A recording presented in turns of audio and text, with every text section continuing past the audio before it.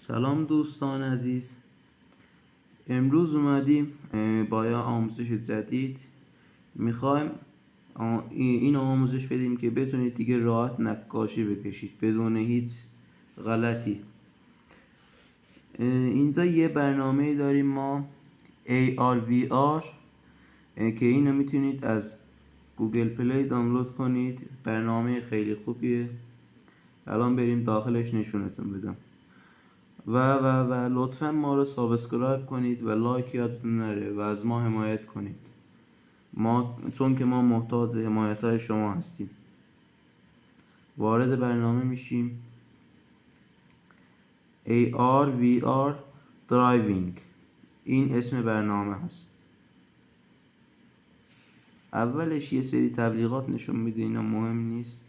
Next رو میزنیم. Start.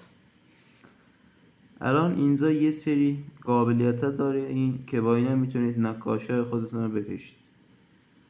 الان از اینجا که برید میتونید از گالری انتخاب کنید و اینجا خودش یه سری نقاشی ها داره. برای مثال من اینو میزنم.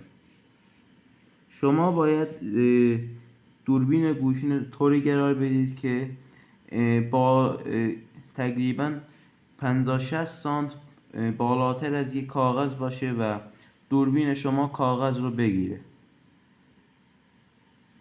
الان من یک کاغذ گذاشتم. با این میتونید بزرگ و کوچیکش کنید.